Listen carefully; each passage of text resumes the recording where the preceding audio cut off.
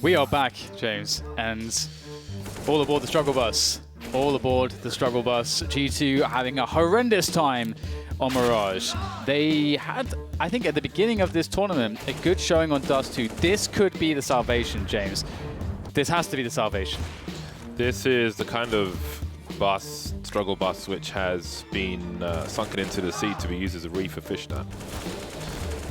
That's how it looks on Mirage. Dust 2, can that be any better? Again, the question of fragging power is one that prevails.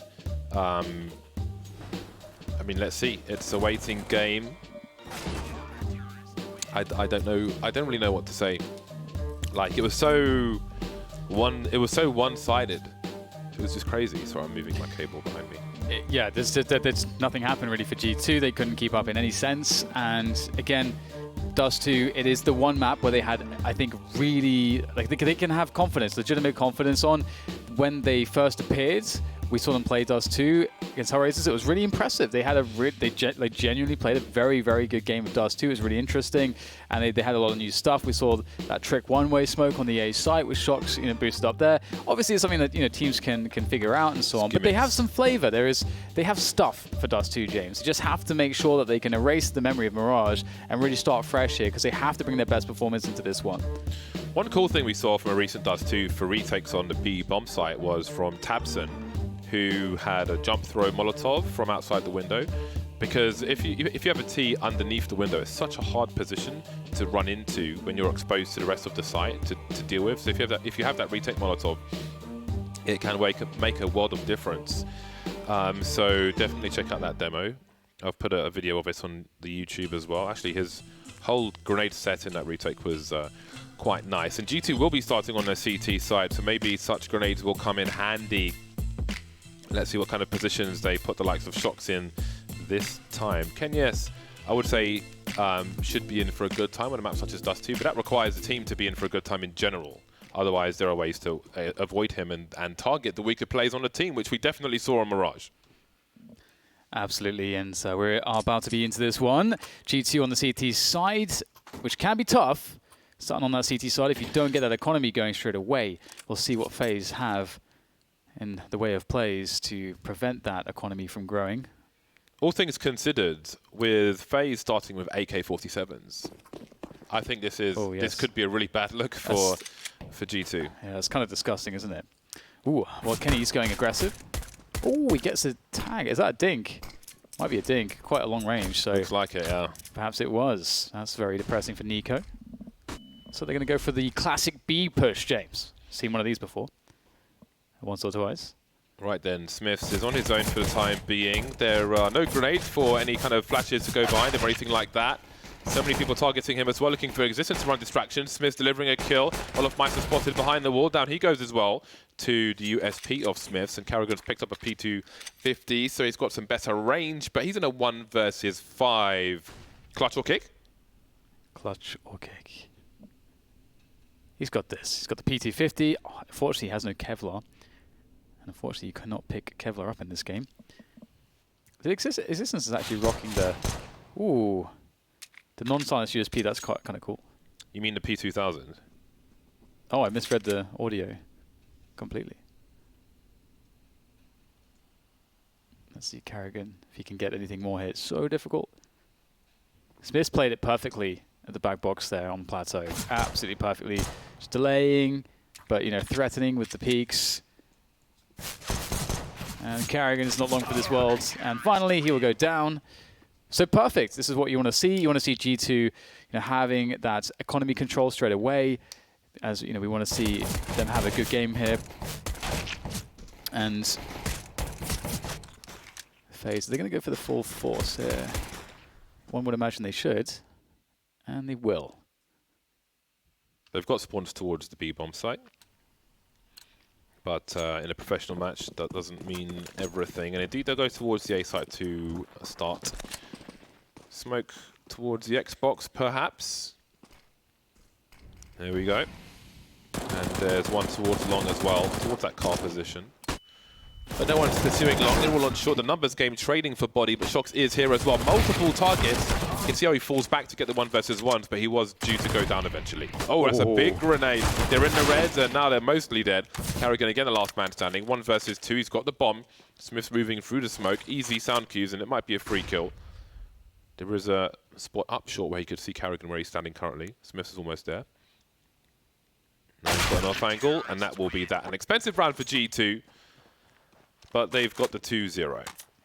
Yep, what you want to see. FaZe now with the Glock Eco might just see a mid rush or a big rush or a short rush, you know, something like that. Just get the round over with. Dust 2 is just so difficult with the Glocks at all these ranges, open spaces. It's very difficult to do anything, even with a pop flash or two. So what some teams will do in rounds like this is they will have a flash or two and a smoke, and they'll go for a short rush, and you can at least guarantee a plant just by running like lemmings across short with the help of those grenades. And one thing I'm looking forward to seeing from G2, I'm not sure if they'll bring it out, but we saw this top mid smoke from them on the CT side, and we saw Existence pushing on a gun rounds. You know, he would get that, you know, someone in the mid rounds. We would see him make that play. And that's the kind of aggressive play with the smoke on the buy rounds that you don't often see on Dust 2. So it's quite fun to see that come into play.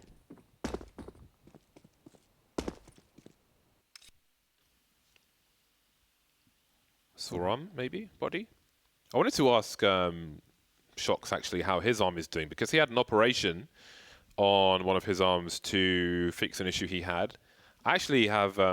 I played at least 8 matches of Counter-Strike last night after the stream finished, because I went home to edit videos and instead just played Counter-Strike all day. So both of my arms are sore now from the WASD, among other things. Always good to get your stretches on. Look up Dr. Levi on YouTube. Olofmeister making his way through the long doors. Bonnie and Kenny are there. Stays near blue. Now, you often see players on in mind. There's a charge towards the B bomb site, and Existence is on the outside. Spots one player, gets his bell run. Will create some space with that smoke grenade, which means that FaZe have to respect it, and that may keep one team behind it as he looks through the window, but nothing doing. Yeah, so Existence has bought some time, but there's just not too many players left on his team, so they're going to call the save. And Olofmeister looking to hunt him down, and he'll be successful once again. For those of you on Go TV, I mean, Olofmeister was an animal on Mirage. We did mention him not as much as we should have in terms of a Go TV pick. We didn't prioritize him, but for Dust 2, oh, I don't know. There's just too many good players, Dan. Who do you? This is so smart from Nico. Oh, that's just gorgeous. That is so satisfying, isn't it? I know. I'm not surprised either, but I'm trying to, like, Nico's an easy pick. I'd like to pick someone else, but maybe I'll just pick Nico. I just love the detail too, just knowing to crouch for so long so that he can go very deep, and if there is a player close, that he's not going to get spotted out. And he actually, when the guy peeks, he peeks looking to think that that Nico will be closer than he is. So then Nico still gets an advantage. You know, I think information. I think I have to pick Nico and Olofmeister. Both.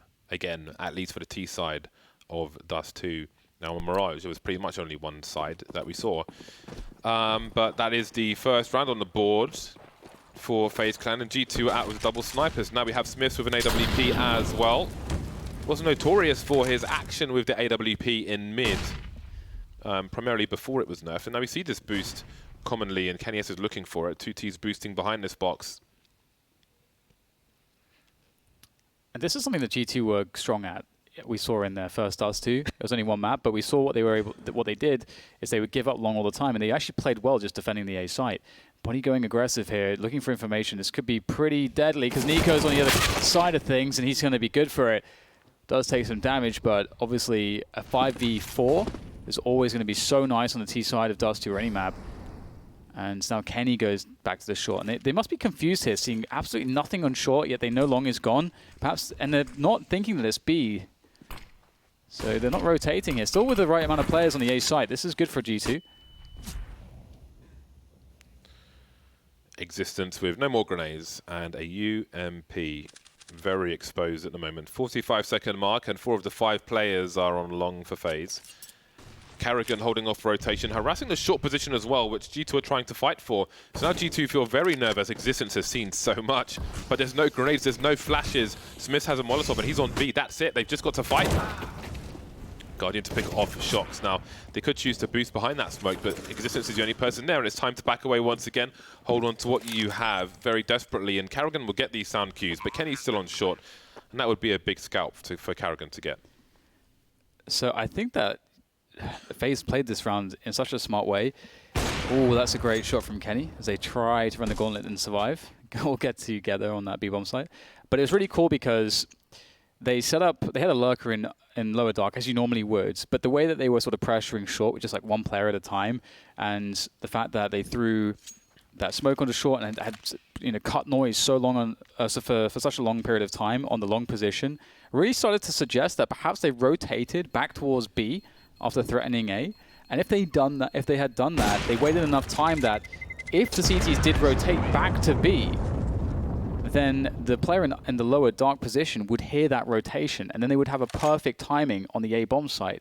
Now, G2 never did that, even though they had no information on whether it was going to be A or B. They just held onto the A site. We saw Existence eventually shoulder peek the long position to get the information. But I like that FaZe gave themselves a bunch of options, and they created decisions which could have just collapsed the round for G2. Obviously, they ended up losing the round anyway, but that just shows the level of understanding of Dust 2 from FaZe. Before Existence made his exit from the top French teams, I remember on the T side of Dust 2, G2 were very habitual. And if you saw Device on the CT side when he was playing short with an AWP, he would always stare into the wall, waiting for the pot flash into lower tunnel, and then scope behind it every single round after round after round after round. So something to look out for. On the T half, if G2 have fallen back into predictable ways, or if they'll be more unpredictable. And we have seen more aggressive plays from them. They haven't really worked out against FaZe so far, quite obviously. So this is a more dynamic G2, in theory at the very least. But perhaps FaZe is their toughest test. Oh, wow, interesting. This is a lot of investment into this lower dark position. Can he buy the smoke? Doesn't see anything here. Jumps across and up onto short. And with a player in the lower dark position and Smith's getting a kill against the creep, this is going very well for G2 right now. Rain responds, and Rain might have to do more than that. He has to have the ability to push onto that A site, because right now FaZe are losing a lot of ground. Olofmeister will defend against Existence. And now Rain spots the AWP on A. Where do FaZe go with this? They have over a minute to play this one out. G2 have not seen the bomb yet. Guardian's been very passive. As I say that, he moves back out of B, and there's almost a double peek with Olofmeister, and now the bomb's been spotted. Smith's on the site with an AWP. Kenny rotating. Raymond won't hear that from where he is. And now Kenny's looking towards T-spawn, I believe. So, oh look, he's expecting the rotation, looking to the far left so he can react in time. Oh, that's brutal timing for him. Absolutely brutal timing. Who knows if he might have got a frag there. Basically positioned himself for a reaction shot. Might have been good for it, but now the opportunity's been lost. Well, in the meantime, Olofmeister gets picked off in a suicide position, and now might be suicide to push Kenny from long. Oh. Just goes for it, though. There's 30 seconds for Rain to make this work. Does he just try to do some damage here? Might be a smart choice. There are smokes all over the place. You can see he does have that free path onto the bomb site, but Smith with a pot shot through the smoke. Surely, I don't think there was any gaps.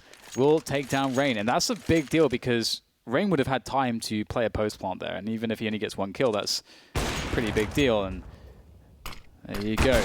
There's the first couple of kills, and oh, okay, there was a gap after all. Didn't look like it from Rain's point of view. I was thinking, like, how's he getting all these? He's got so many kills through smokes. It's crazy. There we are, G2 with round number 4 on the boards. FaZe Clan buying now. Guardian will be on the AWP. I love the history in this game, the heritage. That's like one of the reasons why it stands the test of time in comparison to other games. Just going back to how Dust 2 used to be and watching Guardian's POVs and learning so much about the theory of sniping and how you position yourself and on your expectations of someone. Guardian's been a great example of that year after year after year.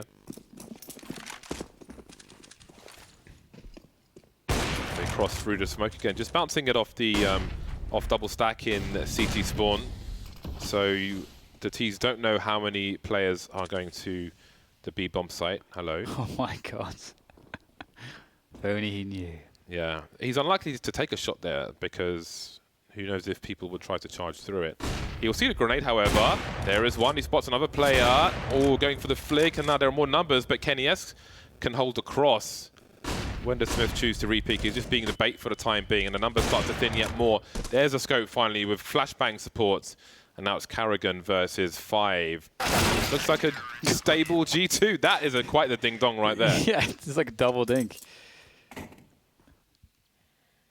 Okay, so 5 rounds for G2. FaZe have been shut down. Their economy is a shambles, and they need a full eco. And you can see once again, Smith plays this really well.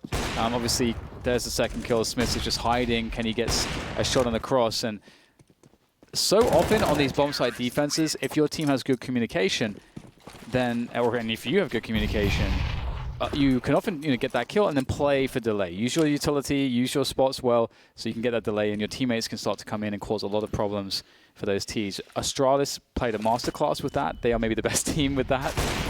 So you can watch them for that very quality. As we see this eco round gets played out and finished off. Perhaps FaZe will have more to offer in this next round. Is there a change of approach from them? Ooh, Guardian could have gotten an AK out, but he just goes for the scout, James. Gets a scout in there. Dust 2 CT side is a great example of how to flash for your teammates, because we all know most people don't know how to do that. But like when you see Smiths behind the box on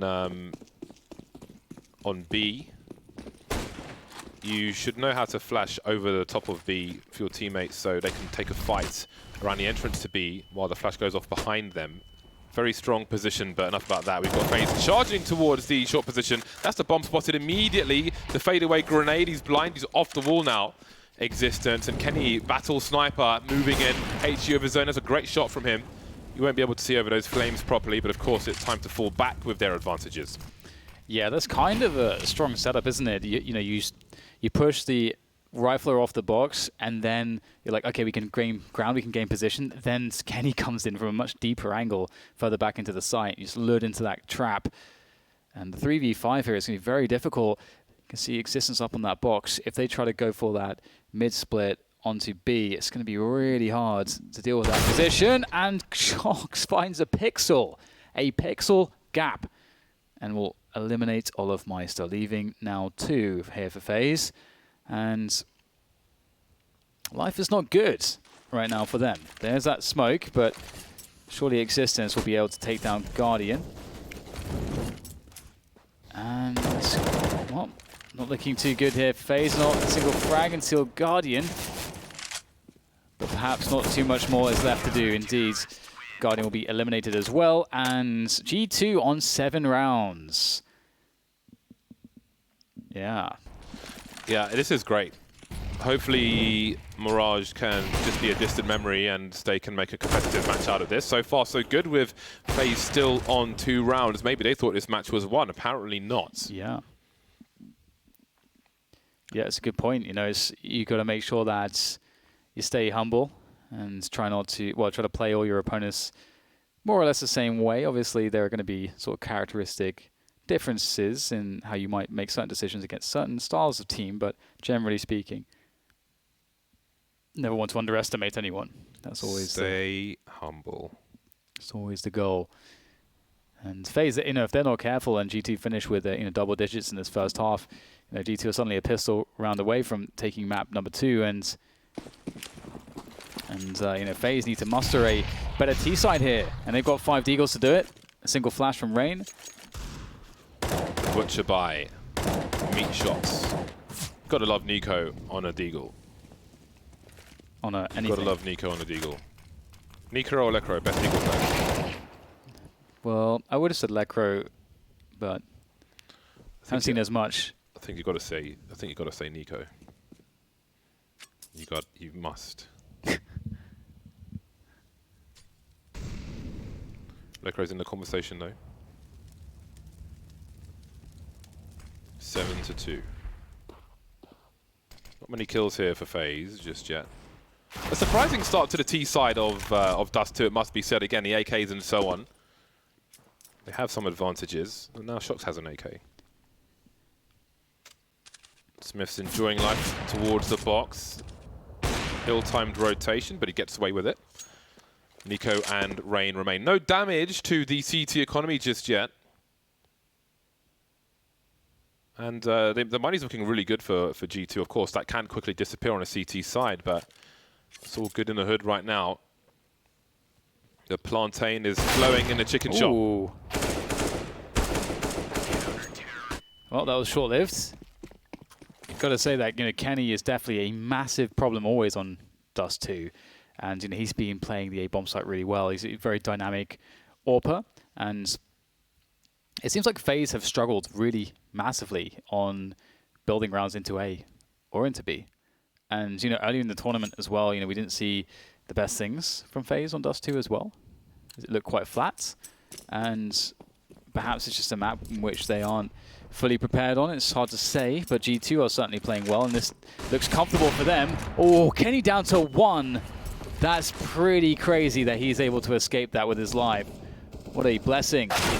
Oh, not so much for Existence, though. We saw that before. We mentioned that earlier, the Existence pushing top mid. Nico's so ready for that. Yeah, it's been difficult for G2 to catch FaZe off guard. As I say that, of course, Shox just runs through lower tunnel, and Karrigan just finds out too late. 4 remaining players for FaZe Clan towards the long position. Got some funky smoke grenades from Body. A massive gap for Monsieur Kenny S, but Body's been taken out. Now, it seems that G2 have a good idea of the intention of FaZe Clan here, all on long, etc. Oh, the timing is just absurd. He's got AWP, but he's making the play for Shox, and there are 2 players long and 2 players on the site for the CTs, but for the Ts rather. But Shox, he's done a very good job there of evening up the numbers. No idea he got that second kill. And Kenny with 1 HP. Oh my goodness. Nico will take him down as well. 3 kills right now for Nico. Smith's on the rotation from B, the long rotation in from long. This is not favorable against 2 AKs. How will he pull this one off? Well, he won't. Rain will shut him down, and FaZe finally with another round on the board. That's 3 against G2's 8. And G2 still have some cash. Yeah, they've got that money. They've been stacking under the mattress. Existence running for a bus. Nico shut the doors quite firmly. It's a noble effort, the two kills there from Shox. Again, the problem with those pop flash plays on a retake as a CT is that no matter which way you look, there are very likely to be Ts behind you. So that's why if you're a T side and you've got big numbers, you don't all run to the A side. You keep people either side of that smoke grenade. Existence again, he refuses to be told no. Keeps running up top mid. This time he gets 1 kill, but a 4-on-4 with 1 minute 40. Who does this benefit? Now you wonder with that Molotov behind blue if G2 got some inspiration from the Astralis hold of long. Ooh. Lovely flick from Olaf Meister. 1 more to find in the pit though. That is such a frag, isn't it? He knows there's 1 more. This is really important. Shox is isolated here. He's going to get some support coming in from Smith. So he might throw a flash. Smith has 1 flash, and that could come in here for Shox to maybe peek, but Shox has gone very deep. So instead of throwing the flash for Shox, he's holding the angle, and you can see Kenny's locked them in from the other side, but there are 2 other Ts that could make life complicated for Kenny. This is on a knife's edge this round, despite being down a player. G2 have some interesting positions, and Kenny gets his flick straight to the face. Nico's down, and he repositions. And now FaZe, they're feeling panicky. What about Shox, though? Do they forget he's in the pit? And now he takes down 1, and Smith follows up onto Rain, and it's looking fantastic here for G2. Where does Karrigan go? He's got a flashbang, goes into spawn, which takes Smith off the angle for a short time, but Smith has the cross. Is he going to hold the gap with the AWP? That is the question. This is very hittable. Karrigan going close to the doors, and no connection made. 1 versus 2. There is a Molotov onto Shox, but he's coming in from the halls area. Now, if he was coming in from the window, he spoke about that already. Smith's holding a line, but does he know where Karrigan is just yet? No, not quite hitting the mark there. And Smith's up close will be the man to do the job. Smith's delivering on Dust 2, as he often has in the past. You can see Karrigan quite disappointed with that one. The bottom right of your screens, and that was a real chance indeed. and a much-needed round for FaZe. But G2 absolutely outplayed them. I was going to say, you know, you brought the question, you know, the 4v4, who does it favor? And yeah, the 4v4, who does it favor? And it's on Dust 2.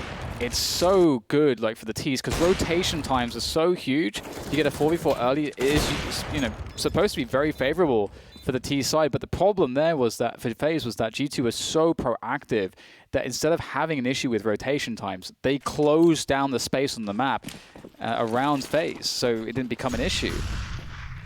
So if you play it like that, it can be quite favorable for the CTs. But not, it's hard to do it though. FaZe did it well. FaZe, what are they? Well, G2 did it well, sorry. But what are FaZe up to here, James? They're on 2 CZs. It's not a good sign. No. Now, there are annoying lurk smokes that you can throw from next to the pillar in the walls, which land at the front of the site. Allow you to burst behind them. Olofmeister and Carrigan with some smokes. Looks like Olofmeister is lining up the mid to B, and Nico maybe the opposite side, which does allow them to get into mid without players seeing them from the window position of B, for example. So they can go deeper than they normally would. There is the smoke, as shown by Monsieur Sliggy. Here is the creeps. Shocks with a smoke of his own. Doesn't quite work for him, though. Yeah, big threat coming in from Olofmeister Smith. So can he do some clutch moves? There's a beautiful couple kills. And that might be just enough here if G2 are close with Body and Kenny. Are they interested in this one? It'll be very difficult. Players already crossed there, so Kenny won't be able to get an easy one, I don't think. And, oh, it's not enough, those 2 kills from Smith. It was a good effort, all things considered. I guess that was the lurk smoke I was talking about, which just goes beyond the steps. So again, you can burst out of it. Obviously, you are susceptible to being sprayed if somebody is there with an M4. You can jump up onto the double stack as well,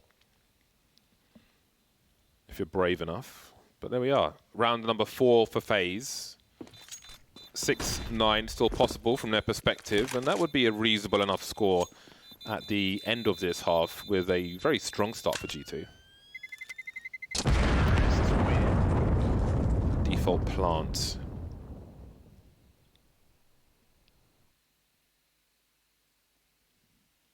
FaZe, they managed to get something going, James. The economy's still okay for G2 though, but you know, FaZe, they're giving themselves a chance to get at least 5 rounds on the board. They're going to be somewhat comfortable here moving into that second half potentially.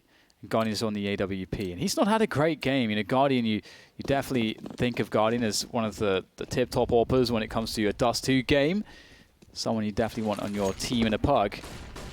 And Olofmeister is going for that fast positioning towards long, long, very difficult to deal with for the CTs. It's been voiced by many. And FaZe will get it for free from G2. That seems to be G2's approach. They don't really fight for it as many teams try to. They just take short and they're happy with it. Wall of isolation, 2 smoke grenades. It's fun when you see the other wall across the long path. Wall of smokes to isolate a CT player.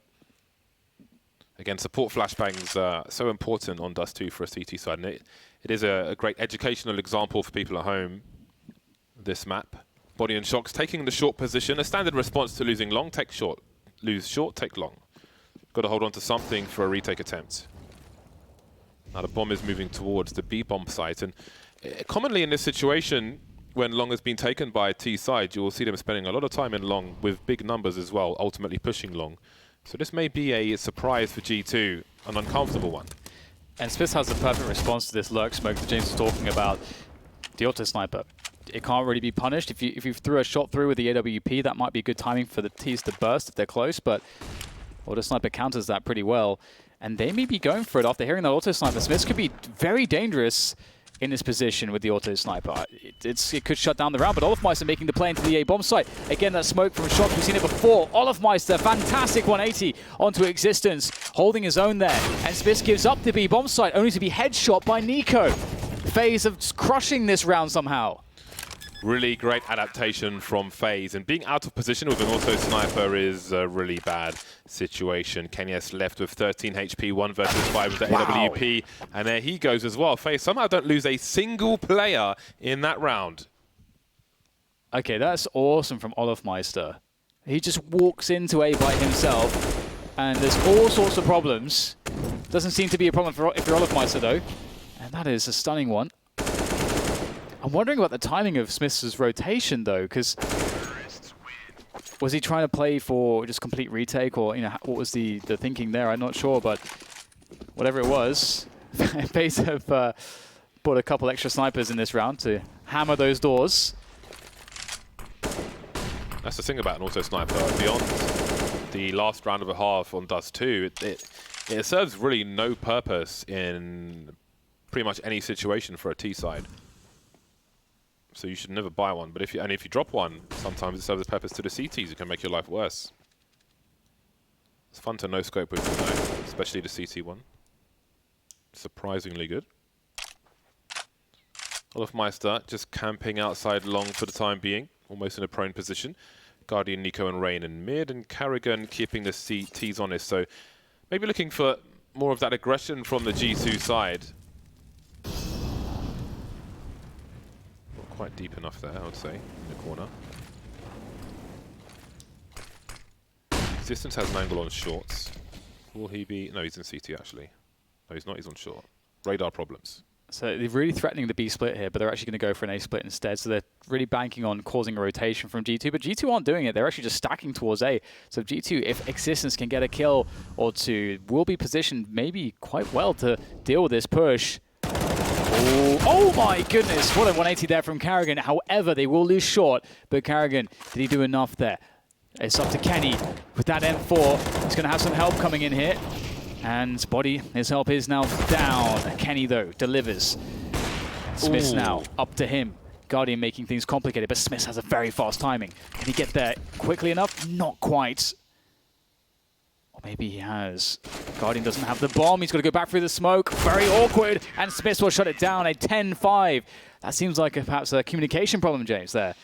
Some parkour from Guardian at the end. Left the bomb on shorts as well.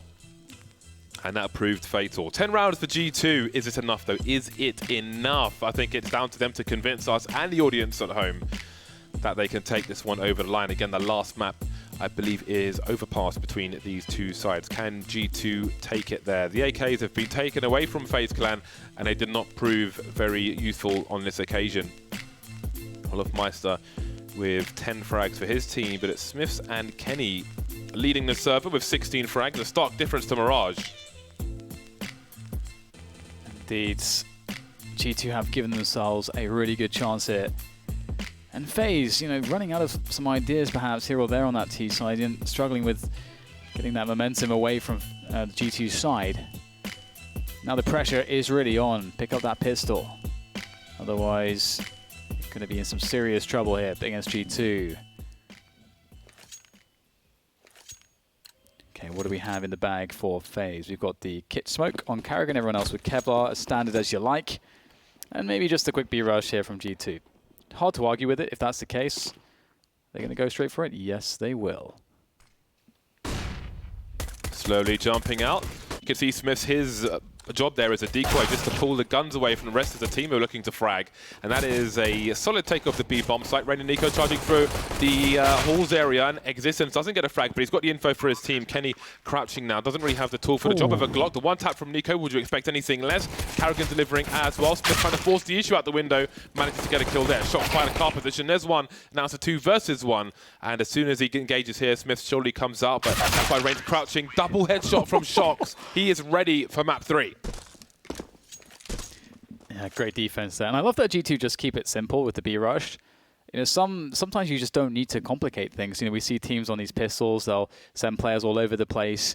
And that, especially if you're playing against a team that's better, that's actually perhaps not a great way to do it. You want to keep things as simple as you can. Sometimes the B-rush is as good as any round. And we get the anti-eco buy here from G2. Well, if Meister going and getting himself a Deagle, someone drop that for him, perhaps Guardian, because he's got Deagle Kevlar. Variance. Yeah, standing in the smoke. Carrigan's, well, the G2 VAR could be in the red right now. Is VAR variance? There's variance, isn't it? On a net graph. Is that what it stands for? What's going on there? I'm not sure. Probably. I have no idea. It must be variance. know that CVAR is console variable. Ah, so maybe it's variable something or other. Variable ability to play Counter-Strike, which is bad when it goes red. I'm sure somebody will tweet me what it means. Not what you think it means, what it actually means. Tweet me facts. You've got to hashtag facts, otherwise I won't believe you.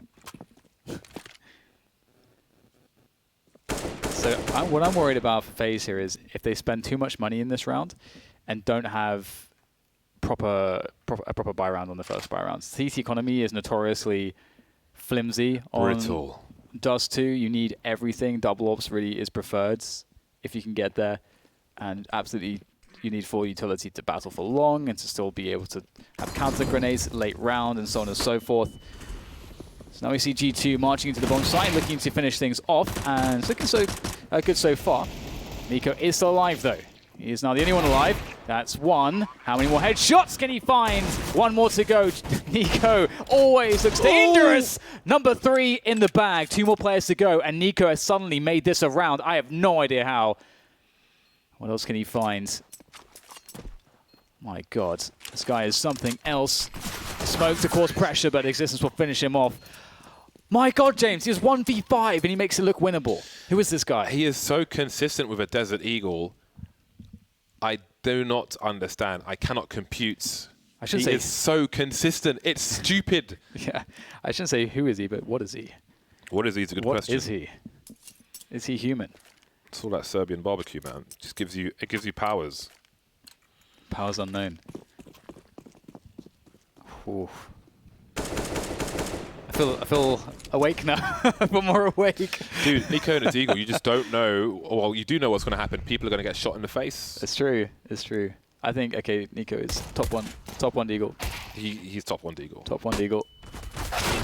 Because he does it every time. Every time. Like how they had like 4 people to take down Shox there. Like, you know, Shox is like a bear, and you got 4 people trying to like throw a net over it to capture it or something. Maybe Shox top 1 USP. Dennis might have something to say about that. And lots of players in contention for such things. Olofmeister in there with a quick, cheeky USP frag. Obviously that silencer does give you some extra time if you come in for the backstab. Hides your location. But it'll be 13-5. The worst has happened here for FaZe. They have lost not only 1 pistol round, but 2 pistol rounds, James. And combined with not the most ideal half, they now are really without any margin for error. They will be able to get the 2 ops together, but this has to start well. This has to go well for them. Double sniperoo. Guardian and Nico. This is a big buy, the biggest of buys for FaZe Clan. But are they expectant of something from G2? You can see Nico doing more talking. So maybe he has an idea, maybe of what G2 want to do, maybe of what FaZe want to do. They will have position to begin with for the most part. Obviously, the timing of long does allow it to be contested quite violently. So what do they choose to do? Do they put a sniper in position on long? Is a sniper flashbang support to help them? Many questions to be asked. It would be cool, actually, if we could... Oh, no, never mind. Kenny's got a spawn. Maybe he goes for a peek long. I was going to say to look at a CT who would throw to support flashbangs, but never mind. There we go. Rain will regret that one, but the other 2 CTs will take the area. Smith's in low tunnel in the meantime. Olofmeister moving around CT spawn. What a start for G2. It gets really difficult on this map as the CTs. The rotations are so big. Look, I mean, you can see it. Look how spread out on the mini-map the FaZe players are. That's always very difficult to deal with. And if Guardian, or rather, sorry, Nico's flashed off correctly and smoked off correctly, he shouldn't get a chance to really use the AWP as they cross over if things are done as they should be. And he's going to reposition towards A long here. And it is going to be Olofmeister now creeping onto the A positions, playing the slope there, and G2 look like they are wanting to retake the long position. This could be a way back in for FaZe as they have a defensible setup here.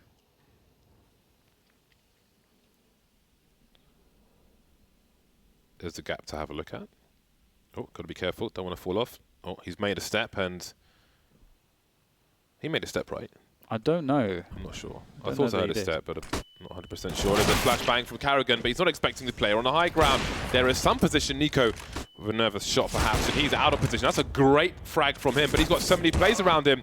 Oh, the distraction is brutal. Olofmeister does what he can, but isn't not enough on this occasion. And now it's Guardian trying to run away, trying to escape as G2 move to 14 rounds. They may look good for this game, Dan. Yeah, it's that first missed shot, isn't it? That's the one that Nico has to hit to make sure that he gives or relieves enough pressure so that he can take more time for his shots. And then it was just sort of a snowball effect. And then you see Olofmeister from the graffiti seeing that trying to make the play, which gets the maximum amount of kills with the highest risk by waiting as much as he can, because now he's lost Nico and he's alone, so he needs to kill everyone, otherwise the round's just lost anyway. So it snowballs out of control, and Guardian needs to keep this AWP alive. Looks like he's good for it at this point. He's defended well. But this is a very tough place to be now, James, because 14-5. You need, like, effectively for FaZe to have a buy, they actually need to half buy here and save for this last round and then play for overtime if you actually want a proper buy. So this is a very hard call to make, honestly. Yeah, I mean, they have to win 9 rounds or 10 rounds. What is the difference? They'll go for it now. I don't know if there is a bad decision to be had here, really, because you can't really afford to lose a round either way. So whatever you think you can do better. They've got some utility. Guardian with the sniper. Where is Guardian? He's over towards the B-bomb site for now. Able to rotate as necessary. Olofmeister moving towards that car position with Guardian. Look at that peek from Guardian. This is what I'm talking about. The elevated peak, so if somebody has the angle, because, well, if someone has the angle, then obviously he would get legged. Those are one of the many things you can learn for watching Guardian. Leg it. Leg end. Leg end. Yeah. This is tough, and this is the position where teams like Astralis shine when they're down this much. Astralis is such a good team to look at as far as how do you grind out a game when you have this much of a comeback to make. Rain is going to defend well here on the short position. That is the second one. Good defense on short. This has not gone well at all for G2. Now they're going for that drop down into mid, going for the B perhaps, but with this crossfire that it could be offered up here. In fact, there's no crossfire, just Guardian, but maybe that's all you need. Second one comes in. Guardian is doing what he needs, what he must, to hold on to every single gun. They're going to not lose a single player. That is so important. Yeah, my God. That is huge. Now that turns things around a little bit. Nico gets an AK as well. Nico with an AK and 2 AWPs on the side. Gives it to Olofmeister. Not a bad choice, really. Well then, 8th rounds for FaZe Clan, and G2 are going to have the hero AK on existence. And 4 CZs and the remainder of the team. Now, give Shox AK. Yeah, we please. get into that simple territory where why is... Unless he's going to go in first for a pick and then the AK is going to drop straight away, you want Shox on it for sure, right? I just don't think there's any scenario where Shox doesn't have the AK. There's no acceptable scenario at all. Because if someone goes in first and you have Smith jumping around to take the bullet for the president. President Shox. Yeah, President Shox. Take these bullets, you fools. Oh, that's meaty like a lasagna. There we go. Guardian will be the first engager. Oh, he misses the free shot, strafing before shooting, and Smith is still alive. And now the numbers game, now the swarm comes in. The AK is still alive though on existence. Can he get the frag? Smith can. That is the bomb site with G2. Nico has something to say about it, however. Bouncing the HE off the box, behind the Xbox, leaving Smith in the red. He is very red. 18 health. That's a fantastic grenade from Nico.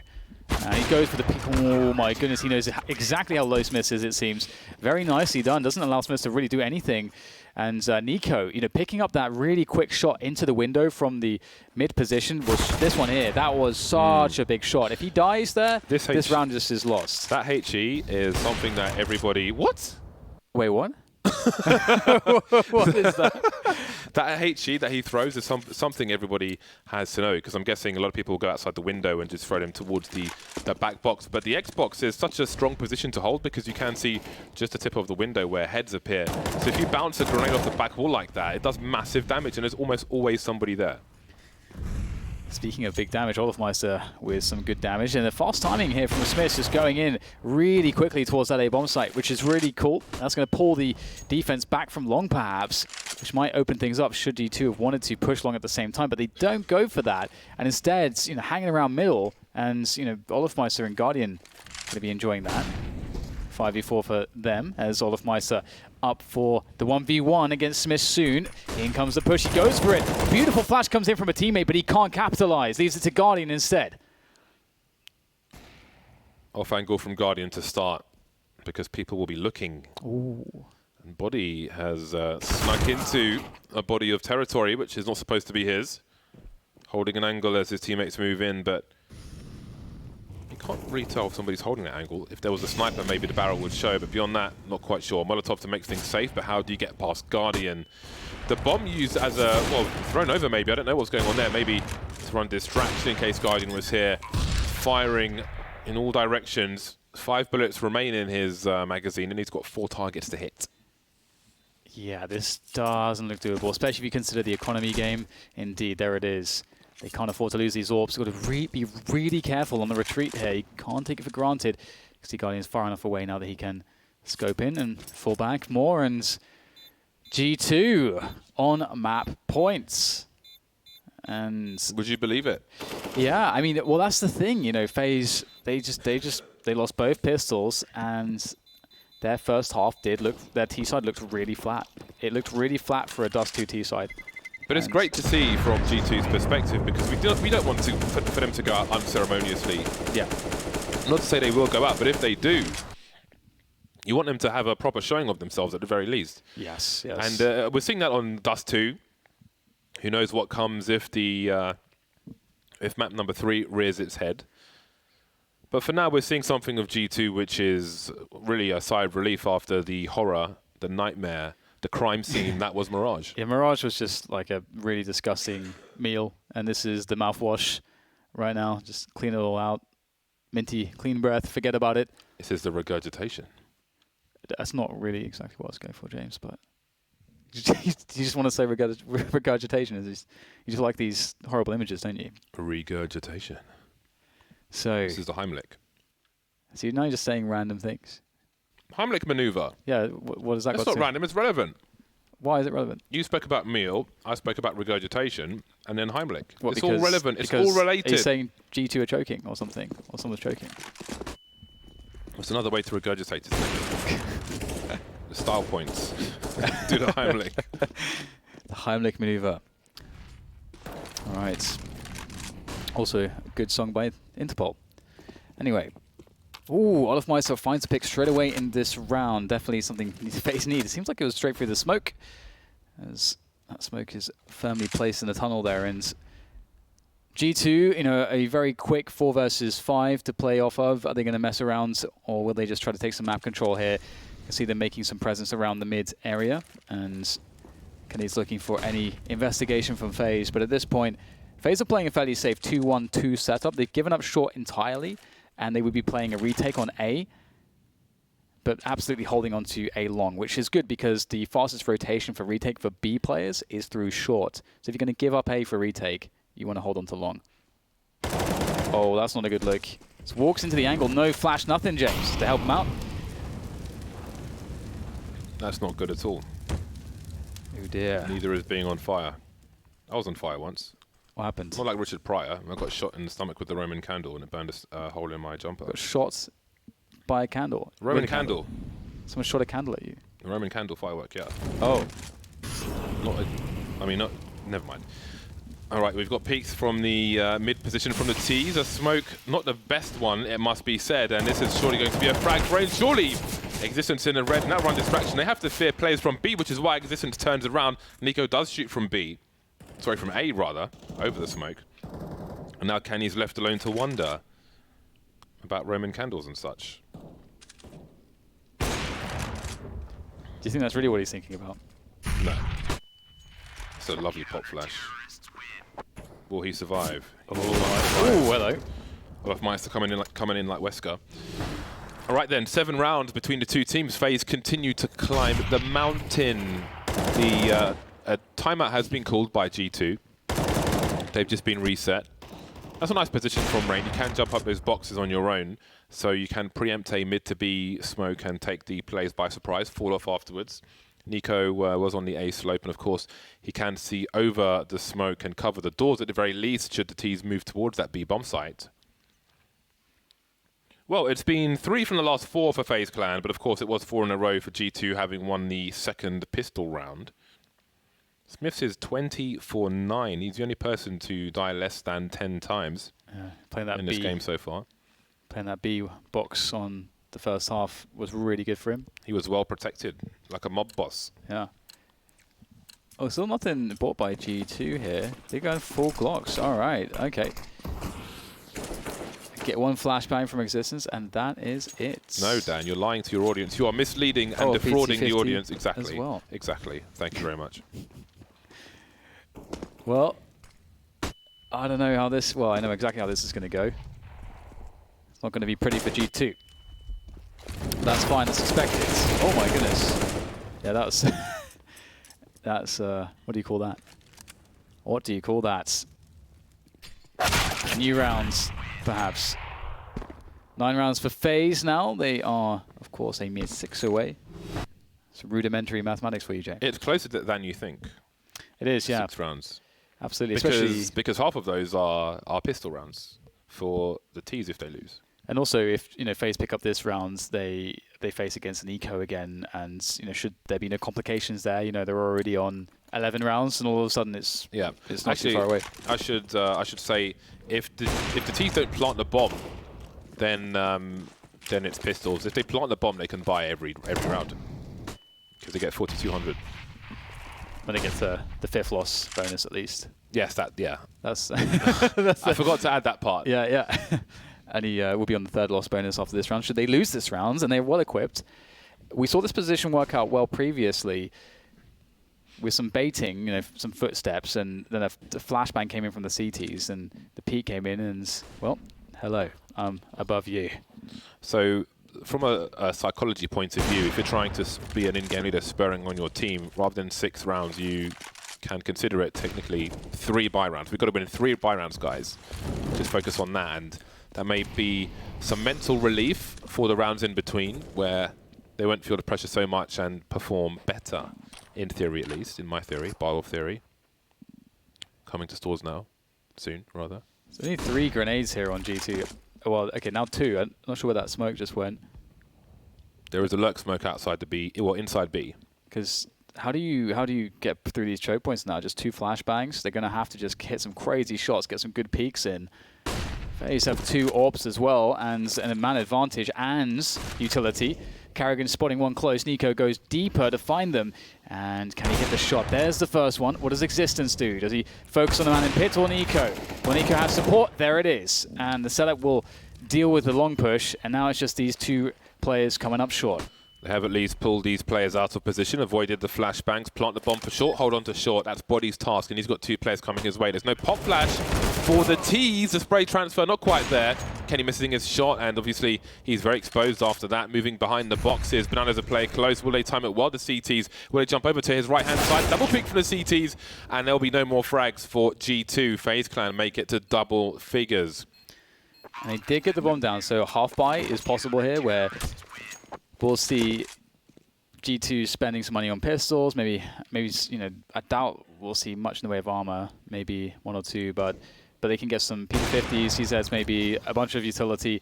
And that utility you can do these short pushes. I mentioned one of them earlier, where you just hit that A bomb site. You don't need an enormous amount of utility, but you do want some flashbangs and a couple smokes. One smoke to help you get up short on the fast timing, and the second one to plant on short potentially, with a flashbang to just get you onto a bomb plant straight away, and then you play that post plant. You can see G2 are waiting or playing a bit slower here, and that's a good way to prevent yourself getting absolutely wrecked by an AWP holding mid. Ooh, are they just going to burst onto the B bomb side? That's also That does look like what they're going to do. A B split here is coming from G2.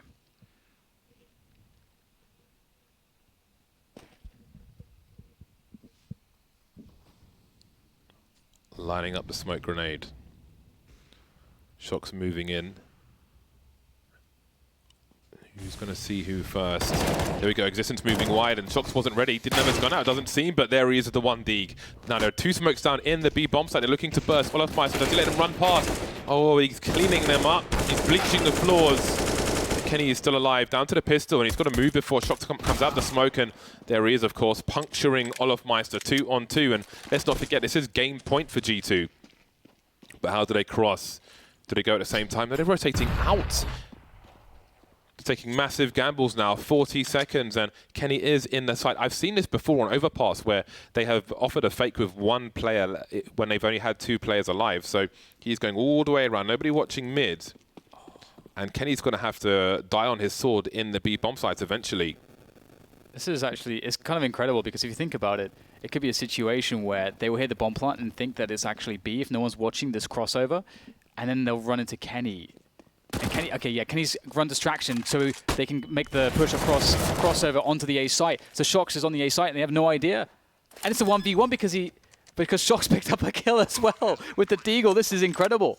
There's a real chance here now for Shox with the Deagle in hand, looking for the quad kill. And he knows exactly where Karrigan is coming from. It is a hard and awkward shot, but Shox is the man to make it as Karrigan pushes in with the nades. Every single nade. Oh, Deagle comes out, but the flash will make things a bit more difficult for Shox. Can he find the shot? Some damage. Oh, it's the headshot from Karrigan. FaZe are kept alive by the skin of their teeth, James. I love those plays from G2. We saw one on Overpass where Shox and Kenny were outside Monster Tunnel, and 1 player stayed there with the bomb, if I remember correctly. Another player rotated through connector up to A and just sold a fake on his own. Something along those lines. It's really awesome to see. What an effort from G2. What an effort. And that was the half buy. Imagine if you're Karrigan in that spot. Imagine if you're Karrigan in that spot. You're retaking from CT. Okay, sure, it's, you know, the guy that's left has no Kevlar, but it Shox with a Deagle. And it's a 1v1, and if you lose the map, if you lose the round, sorry, you lose the map. That's actually pretty nuts. And that would be definitely a tilting way to lose the map after such a comeback. That was a lot of money lost for FaZe as well. They, of course, have had quite a bit of success in the last few rounds, so they're able to fully buy. And at this point, it obviously doesn't matter because you lose 1 round and you're done. But still, it's nice to be able to have full utility. Oh, my goodness. Is this going to overtime? Quick long take from G2. A flash to stop FaZe from advancing from that corner, but they continue with 3 players in tow. We've got a boost over the blue box. There's flashbangs now. This is getting super awkward, and this round may be won in this position. We've got more T's coming in. Existence just coming up. The smoke with a grenade in his hand. And of course, Karrigan's in his pit position, so that was catastrophic. Shox and Kenny remain. Now Guardian's flanking. He's in T spawn, just holding an angle in case they escape. Because Kenny hasn't committed to long just yet. Shox having a look for something, has to position himself, has to hug that wall so he's not exposed to Nico. Kenny avoiding the flashbang and covering his back, and here we are, 2 on 2. The dynamic duo, Kenny and Shox. You don't want them to be left, and here comes Guardian. Oh, that was a close one. Did they spot him? Looks like they did. They heard the footsteps and absolutely the scope, as Guardian knows now. And there comes the flash. Can he get to cover in time? Just barely able to escape.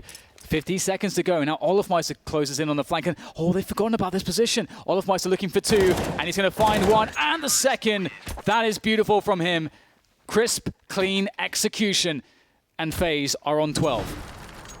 No bomb plant. Doesn't mean eco, though. There was extra money in the bag for G2, so only 1 player is slightly short. Olaf Meister all over this run with the last 2 kills. Again, the game sense is just through the roof. Infinite numbers, just constantly spinning. He's in a matrix. 12 to 15 in favor of G2. Still at game point, rather. They have lost 5 game points in a row. And this is their second last full buy, I think it's fair to say, unless they plant the bomb, of course. But they would be sans AWP, unless Body had the money. G2, well, they go for that long take again. FaZe have been holding it fairly well. See them building that map control here into middle, and they have short as well, and a decent timing. They can just spring onto this A bomb site, and if they start tossing utility and they pull the AWPer towards crossover, and that means then Karrigan will be isolated in pits. That's one way you can do this. However, perhaps it's not convincing enough. Nico's still ready to throw nades there. In comes the rotation from Nico, leaving Karrigan alone. And this is the way you can take it. But if Nico, oh, that is so strong from Nico. He knows exactly what's going on. Now there's a push towards that long position. Karrigan holding it down for the time being. Some flashes from the T's. And Karrigan still alive, picking body off as well. This second last buy looking bad for G2 at present. 5 versus 3 in favor of FaZe. Karrigan managing to move into the pit position. In the meantime, Smith is in CT spawn, but that's only a cameo appearance in this round. Nico holding an angle now for the cross. While Karrigan's still in the pit. No more flashbang support for Karrigan, and he will go down. Nico trying to see if anybody jumps, but again, the awareness is awesome. He knows that this play can be made. Shox is charging through the smoke. They both know what each other might be trying to do. Constant maneuvering from both sides, but now Olofmeister's on the flank again. Oh my god, what? Oh my god, Olofmeister comes in at the end. Oh, wow, but both teams are playing this like pretty well. I mean, G2 have been working as hard as they can. I love that they broke the crossfire with the smoke grenade to immediately eliminate Karrigan in pit, and then Kenny and Shox become so dangerous moving up long. But that kill from Nico was so critical. The whole oh my god. Wait, what? What is that?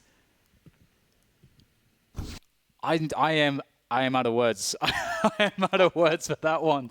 My God, Nico delivering for FaZe here. Olofmeister's been doing a great job as well, but again, the team play, the crossfire setup, very dynamic. Nico gets the first kill, and again, let's not forget, the T's are trying to pull Nico away from Karrigan so they can isolate Karrigan, kill him, and then overwhelm Nico as they push and split onto the A bomb site. Nico gets the first pick, which stops that, and that allows him to then go back and help Karrigan, and then Karrigan and Nico are still playing off each other, and it's just so difficult for G2 to break it. That was, again, Nico is just playing out of his mind right now. Even though G2 only have one full buy left, it's entirely plausible that they win the game with this buy. The CZs and so on, they seem to have an execute in mind. And again, we've seen the lurk smoke from them before. It looks like Smith is going to throw the lurk smoke into the B bomb site on this occasion. This is kind of more to the left is where you'd throw it from. You can bounce it off of that sign where the arrow is. And that's roughly the idea. Now, this is the value in throwing the lurk smoke on previous rounds where you don't really commit behind it with numbers, because when you finally do, they may not be prepared. And with Existence's smoke towards the mid position, they might not have so many players here, but there are 3 players towards this B bomb site. Yeah, it seems like FaZe have completely read this. The perfect setup to deal with it. Guardian knows what's going on. The counter grenade's coming out. Olofmeister teasing. Oh, it's a leg shot though. It's a player was jumping. Guardian follows up though. Gets himself the second one. More to be had as FaZe will eat G2 alive on the push. And it does not seem like it's going to happen whatsoever. Existence finished off as well. And FaZe moved to 14. 1 away from overtime. 1 away from an enormous comeback.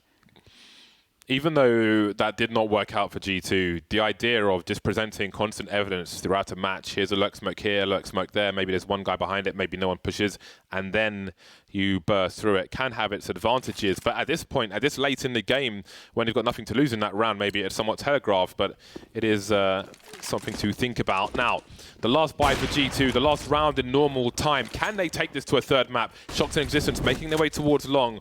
Will FaZe have the investment they had in previous rounds? We've still got flashes coming in from that T side. You can see the lines being drawn in the sky, but FaZe refuse to give up long. Existence taken out in isolation once again. Yeah, this big fight is going the way of FaZe right now, as it seems impossible here for G2 to find the frags in the position that they need, and they have to abandon ship. Kenny and Body against 5 here to prevent overtime. And it looks like that's going to be very, very difficult. 4 FaZe players surrounding the bomb. How do you do this? G2, they have Kenny with that AWP. Kenny is the one that can do this, if anyone can on G2. But the open spaces, the ability for G2 to, for FaZe to play off one another is so strong. Body, can he help out? Kenny, that's a good first miss from Nico. Kenny will take full advantage. But there's the trade. Guardian, ever dangerous from B.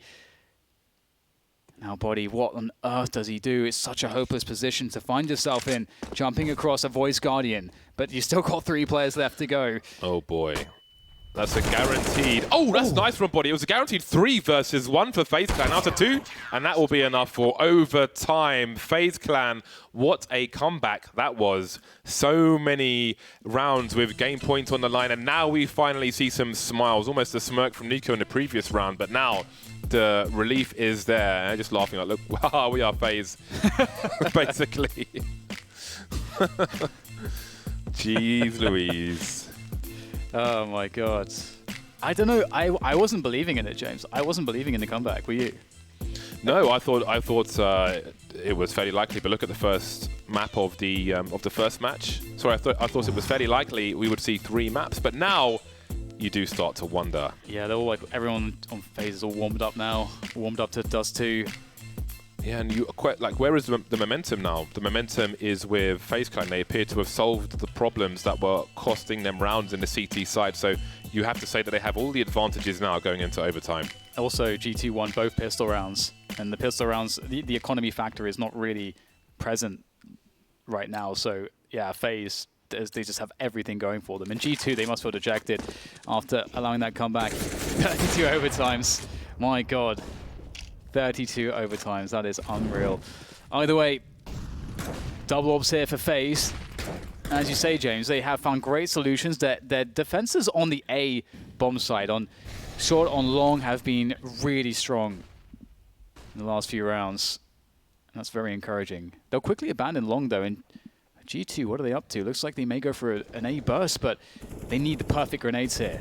These are the reads of FaZe. Again, on the previous map, they were one step ahead of G2, and perhaps in this round, they are an abandonment of that long area. Carrigan spotting something. Oh, Kenny S says no, though. Existence charging up now. That's a 2-for-1. I'll take that.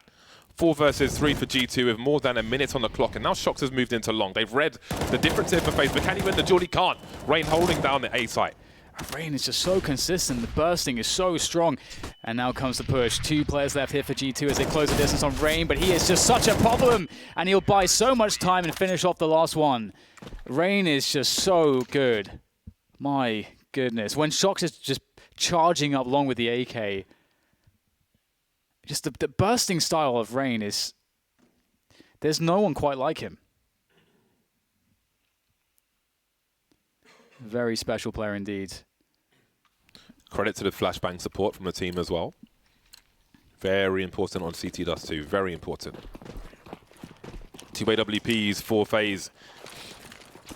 And 1 for G2. They've got to get something out of this round, because they'd have no money otherwise. Body can't get a spray transfer. Nico to trade, trying to fall back around the corner. He manages to do that. We've got Jules in the mid position.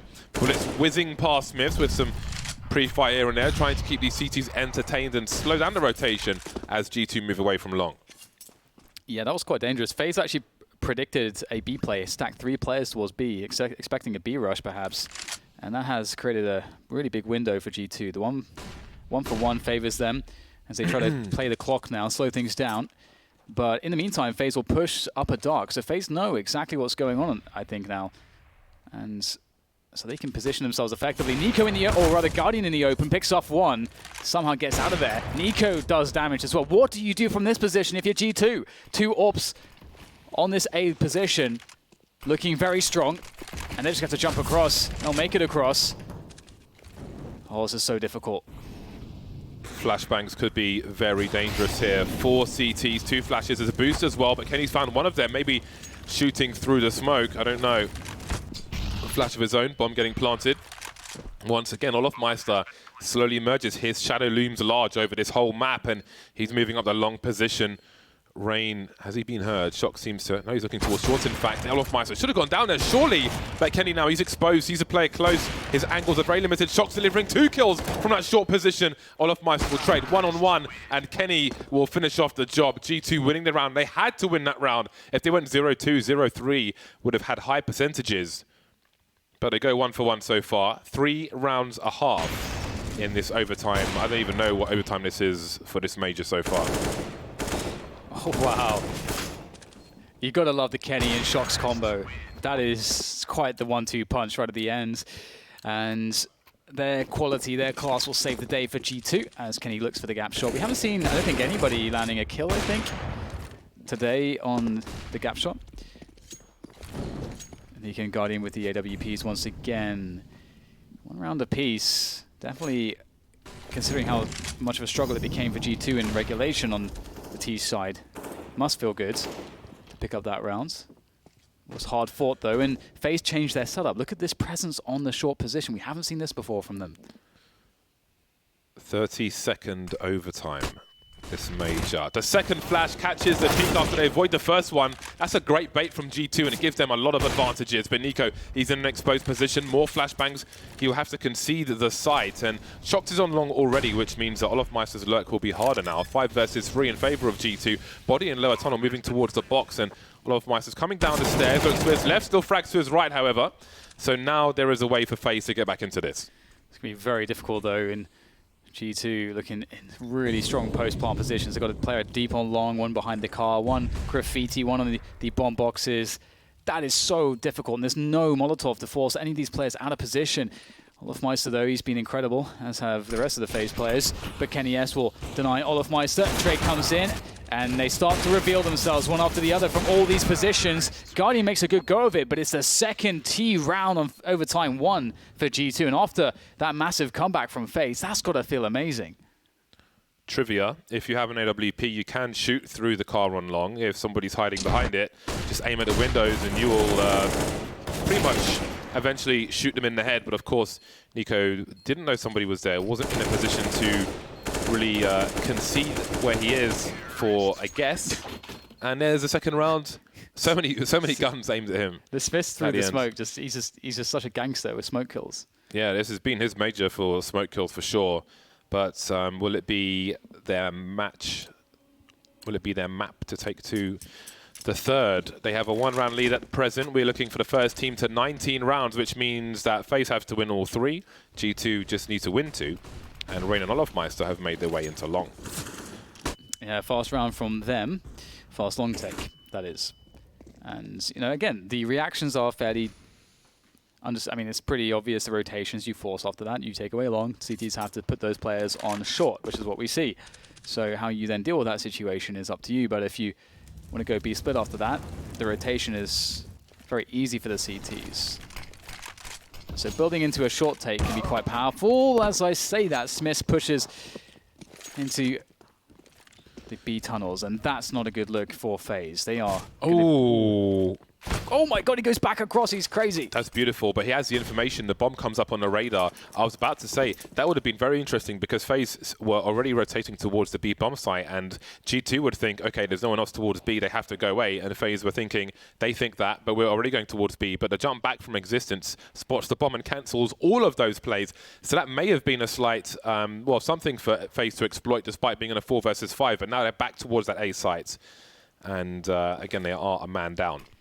I've got to just walk into A. What is the plan for this round? Walk into A. That's basically what they have to do now. They just walk up long, straight into the A site. And if they lose this round, they're going to have to win 2 in a row just to force another overtime. This is getting very tricky here for FaZe. And there come the counter grenades from G2. There's more, and the time pressure is going to play into this as well. As G2 trying to slow him down. Shox caught with an aid in his hand and smokes across the site to make things difficult for Kenny. Can they get the bomb down? Looks like they can, just in the nick of time. FaZe in a 4v3 afterplant somehow. Very good work from them. I just saw the most ridiculous frag from Guardian around that car position, and suddenly they turn it around. FaZe. G2 caught going for gimmicks, and that has compromised their advantages in this round. They may even lose this. How on earth do they get something done? Is there a hole in the defenses? A quick peek from Rain, and it's not a jack in the box for G2, and they get absolutely wiped out. They keep going for those gimmick smokes, but that was just a second too late for Shox deploying it. A free kill for FaZe. Plenty of position. See him getting caught there. Matchmaking strats, that's the frag from Guardian. I don't even know how he found that one. And after that, it all fell apart. Rain baiting with a very fast crouch peek. Well, stand and then crouch again. I don't know if there's a name for that. I feel like G2 gave that away. I mean, they can't know what's around the corner, right? But it's just hard to watch when you see them lose their opportunity like that. Well, it's Shox's position. You know, there's 20 seconds left in the round. He could have just dropped the smoke earlier, but maybe we'll come back to that point because Nico will charge down long position. Blind So very blind. Ooh, body does some good damage back in G2. They very well should have won that last round, perhaps, but they've sure as hell have made a good go at this one. They've got the great advantage. Rain and Olofmeister tagged up significantly. Long position still held by G2, and Olofmeister, he's been a multi-tool. He's been able to get them out of so many situations. Oh, but not this one. You see how he peeks the ramp, but with his back to the wall. It's a very common thing in professional Counter-Strike because there's a very strong double peek you can have there with the ramp player and body. So one of the ways to try and avoid that is to have your back to the wall and go very, very wide on the peak towards that ramp position. Olofmeister close, but not quite. Leaves FaZe in a 3 versus 5 situation. Hasn't stopped them before, though. Again, first team to 19. One of these teams must win both of these rounds, otherwise it is overtime again. The bomb dropped by Smith. Sees one more player, Carrigan taken out. Now that leaves Guardian alone in a 1 versus 5, trying to stave off game point again for G2. And he can't get anything done. No damage, no impact. Game point for G2. Yeah, and I'm starting to think back to that round where there was 20 seconds left and Shox is caught with an 8 in his hand. Because it would be map 3 already if they had won that one. It's not over just yet, but can they do it again here? FaZe will have enough money on that T side to get a buy in this third round. We'll see a UMP in play. Or a Mac 10, actually, it seems like. Perhaps there was a misbuy there, I'm not sure. But Guardian has the Mac 10. Looks like someone has called a B-rush. Is it actually going to be a full-out B-rush? Oh my god, so I think someone missed a nade as well. In they go. Will this work? Smith takes down number 1, and a second one will miss, and they concede the site. He can't re-peek. Oh, Nico in position to cut off the rotators as well. Do they have the retake grenades, though? The Molotov where Olofmeister is standing right now. We've got a molly on Shox and a molly on body. If Olofmeister stood under the window, it would be really hard for the CTs to deal with, and they're going to have to wait out the initial grenades. A Molotov landing on Smith's chin. And another one coming from Carrigan. Nico with a superior angle, just about getting the frag. They're getting his bell rung, but he's shut this down. And it looks like we are going to overtime too, unless we see some heroics from the final 2 players. Time is running out here. Now it's just down to body, 1v4, and he'll get shut down. And indeed, overtime 2. FaZe bring it back with a B-rush. Whoever had the balls to call that, that's pretty awesome, James. I respect it. I respect the B-rush. You note that the T's, once they get into the site, it's always a Molotov, never a smoke on the window position. If you put a smoke up there, it does allow the CTs to burst through it. You have less of a warning with them in that position. And I did wonder with those mollies coming in if G2 would try to smoke it or something with the time ticking. But Nico was a huge problem from short to outside B. He really closed out the round for his team once they were in position on the B bomb site. And here we go again. Yet another overtime. 18 to 18. The first team now to 22 rounds. You can see the emotions. People getting frustrated, maybe feeling their best chance is gone. And indeed, FaCe OT, we're at number 33. FACEIT. Right. No gap shot connected once again. Slow start here, and very standard from G2 and FaZe. It's not a time to admire fruit baskets, Carrigan. And FaZe will not send anyone into the dark position, and often you'll do that because you can just cover more bases, and you can still end up at short, but it looks like they want a faster timing onto short, which is indicative, as we're not seeing the default, that they may just want to burst or walk onto the bomb site. We'll have to see. And he's waiting though, his position's so strong. Surely he hears this, oh, the timing comes in and he's falling back. He's falling back. He's caught completely off guard, and that's an open A bomb site. Absolutely outmaneuvered on short, on long. That is a wrap, that's the round over. It is time to save. 3 M4s, AWP taken away. Shox getting tagged. What a disaster. You can't even really say that Kenny was unlucky. He was just completely outplayed there by FaZe. They had a read that they may be a sniper. Obviously, they've got snipers of their own, plenty of them on their T side. They know the angles that the CTs will like to hold, and it is completely avoided, outmaneuvered. Existence and Shox remain 2 versus 5, and there are big monetary problems for G2. Again, if you lose the first round, if you get wiped out in the first round as a CT side, especially when AWPs are involved, if you lose 2, you're so short on round number 3. So short. So they managed to get 2 AKs out of it. If we get some AKs onto Shox and body, then that might be very interesting indeed. No reason for Existence to engage in that duel at the end. There's nothing he can get out of it. He must save his weapon.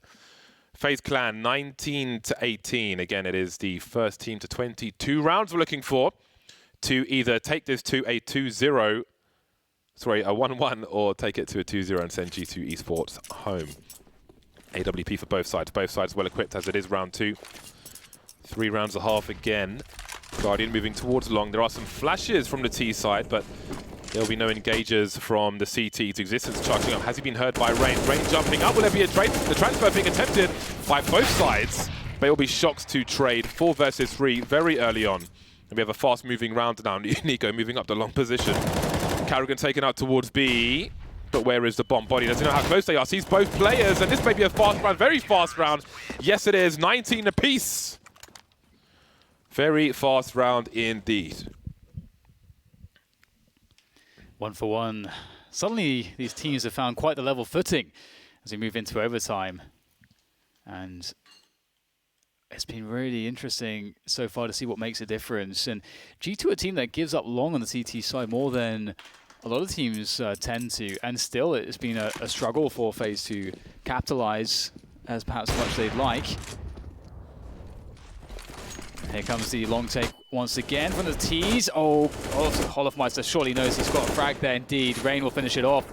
And that wall of smoke's very difficult to deal with. What is the response here from G2? You hate this as the CTs. You have to give up that long position. You're down a man. You know you have to respond somehow, but what is the best choice? We'll see a rotation in towards the mid position. Existence trying to offer some support here. Flashbang to peek with. Kenny doesn't see a single thing. That's certainly going to tell them one thing. There's a lot of players on that long area. Carrigan looking for the rotation as well. Oh, Existence trying to bait almost, but that is a costly bait because he's been taken out. Carrigan is still in position. Kenny still on short. There's a grenade to finish off the job. Maybe Existence saying he's got to be low. I don't know what the French for that is. Kenny moved from his position. Guardian still has control of long, and that might be where Shocks is headed, but how much time really is there? Nico on the site, Rain on the slope, Olofmeister at the car position. There is the first frag. Smith's looking for an angle, but surely he gets traded. Best case scenario for G2. Trying to bait Rain now. Olofmeister will take the baits and take him out. And now Shock's slowly coming in from long, but Guardian's in a pit position. The head is shown, but there's no frag for him. 1 versus 3 for Kenny. It's the last round. He's got to go for it. Olofmeister, though, will instantly trade. Perfect angles being played by FaZe. Good for a one-round lead at halftime. Yeah, this time they're up on the lead, which they were not with on the first half of the first overtime. But perhaps this overtime will be more kind to them. Let's see if they can close things down as they move on to the CT side. And maybe that's on G2. We haven't seen too much aggression from FaZe on that CT side. They play it fairly standard. And, I mean, sure, of course they can. I mean, they're FaZe. They have amazing individuals, and it's up to G2 to find a way to break that. And if we remember to some of the CT sides we've seen recently from FaZe, they've had great success holding against these A-long attacks. In fact, not only have they had success there, they've often won rounds there. So that seems to be a no-go for G2. So I have to wonder at this point, will G2 find another way? Will we see more B? More B splits? Haven't seen many of those. Oh, people are starting to get cheeky now. Guardian having a look through the doors, and there is no harm done to either side, but it is a warning shot. Things changing now. We see this boost that we were talking about many moons ago in this game. Carrigan alone towards long. There is, actually there isn't flashbang support. Nico with no grenades on the A site, no flashes rather. Well then, what did G2 choose to do? What is their approach? Guardian getting even more cheeky towards B. Close. But the jiggle peeking will do the job for G2. Yeah, they got that short position, have G2. Again, fairly standard. You got short, you got longhouse, you got someone in dark. Now some teams will try to figure out what the CT setup looks like. Ooh, oh my god. Olofmeister's on 6 HP. Oh, some shots through the smoke, angry shots as he fades away to safety. I'm amazed he fires a bullet there. I thought he might try to punish the reload, but who knows if there's a second player just waiting for that kind of play to come in. Charging through to the A site now, RG2, or trying to. Existence falling first. The bomb's on the floor, collected by Kenny. Nico missing the flick, and he's got to fall back. Carrigan's there for support. They can hold on to long. Body is lurking though, and eventually FaZe long players will have to focus on A. Yeah, there's no one coming up short here for FaZe, which means that this will be very difficult. Obviously, there's a good setup there from G2, but that's one of the best ways to secure this round on the retake. Coming from CT is very difficult, and Kenny holding this angle. If there's no flashbang, it's going to be very hard to stop him. Time is running low now here for FaZe. They've got to make the move forward. Shox is bearing down on them with that AK. The tap's coming out as he will annihilate Carrigan and Guardian. And there's little left now for FaZe to make this one work. G2. Really good finish to the round. Got to respect that. Yep. Side of the face. Well then, 20-20. First team to 22. One of these teams must win both of these rounds, otherwise it is overtime again. 2 AWPs on the T side now. And now I would expect an AK to be on the floor in this round. Auto sniper as well, really ramping up the damage. They've got the money to afford to do this, even though it's not the last round. Oh, there we go. Olofmeister taken. Now that's a huge frag. Although what isn't on FaZe Clan? Yeah, that is an enormous frag. You're right, and let's not forget they don't have any utility. This really, you know, 4v5. You've got no utility with 1 minute and 40 seconds left on the CT side of Dust 2. That's a call to action right there. You've got to make some plays happen. Nico's the one to try to do it with the boost. And this is very difficult. You can see, oh my God, this just makes me nervous just watching it. And the flash comes in, that's going to force him back. And they spotted the boost, which means that they have information that there's 2 players on short. And considering that they know that there's only 4 players on FaZe in total, they can assume that long is safe to take. And indeed, they can just move into long, and they figured it out. I think have they figured it out? But look at Smiths. He's at the bottom of mid with the bomb. They haven't seen that, but he must be careful. Rain looking over the smoke, and I don't think they're going to see any players from short you can't see through suicide, so they won't see this rotation. Will they go towards long? Because Existence is still deploying grenades, so this is going to be a nasty surprise. FaZe Clan focusing on the A bomb site. They don't have enough info. It is Guardian now. He sees that there's one more player there. He can go for these repicks, or can he? Kenny says no. That is a beautiful refrag from Kenny, so important. I think everyone expected GT to go A there, and they really throw FaZe for one. Wow, that is incredible. Nico finds Existence on the flank. That's a very important kill. Maybe there's a chance now as they go 3 versus 3. There is an incendiary on Nico, so there's some utility to play with. How do they get in here? Looking for a pick, something to be offered up, but looks like no one's going to move a muscle there. The incendiary will force Shox forwards. He goes for the peak and perhaps into Carrigan. Can't quite find the frag quickly, but still gets it in the end, and there's no response here from FaZe. They've got no kits. Yeah, they'll turn and save. They've got no kit, so that will shut down the round. And it is, again, I don't know how many game points G2 have had at this point, but here comes another one. If they can get that consecutive round now, well all 3 rounds in this half, then they are good to go for map number 3. It was so... I hope that was a conscious choice from GT, because it was very smart, because if you're in GT's position, you're down a man, you're thinking, we're 2 players on the A side of the map. They spotted 2 of us on short. That means they know A is for free. And then G2 goes silent, and FaZe have no info on long, so they can only assume that they're going A long, and G2 hit them with a B at the perfect timing. And now they've got 4 auto snipers. Oh my. Okay, so apparently 1 auto sniper did a better job than 4. FaZe need a restraining order, because that is way too much harassment from G2. Rain and long, Nico and Carrigan in short and CT spawn respectively. The Carrigan's moving away from spawn. Olofmeister with a push with a UMP. They've got 2 UMPs and a CZ. His body have his gun out. Is he ready for this? Olofmeister has to fall back, or does he? They think he's going to fall back, so he moves forward. A flash from his teammate, but everyone's flashed. Everybody's blind, and everyone gets away with their brazen plays. That could have been it for FaZe. Yeah, you can see how much they really needed a frag there.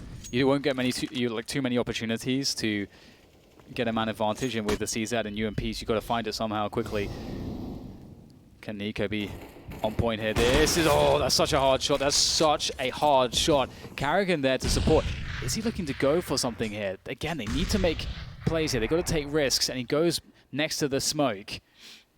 Now, this can work, but G2 don't seem to want any part of that smoke, and they are holding off at the moment, looking towards B. They know there's a UMP on B. Nico's fired one shot. They know there's an AWP on A. What would you favour? Olofmeister playing close. He is expectant. He prepares a flashbang. Karrigan starting to move towards CT spawn area. Nico starting to push that short position, but the T's aren't really in position. So, I mean, the CT's rather. Olofmeister taking out Guardian towards a car position. There he goes as well. Surely now G2 can do this. Yeah, this is looking so strong. Again, very little retake grenades coming in here. Karrigan looking for a headshot. Will someone offer anything to him? Looks like that's not going to be the case. They are playing it so supremely safe. Rain, oh my god, how is he alive?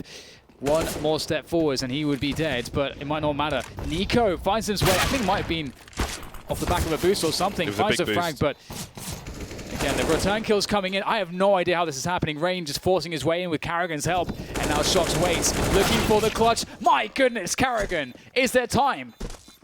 Oh my god. How in the blazes are we going to overtime again? Wow, how did Karrigan make that shot work? That's incredible. There was a huge boost from Nico. Wait till you see this. That was crazy. I can't believe they haven't won the game. Oh, they don't have it, unfortunately.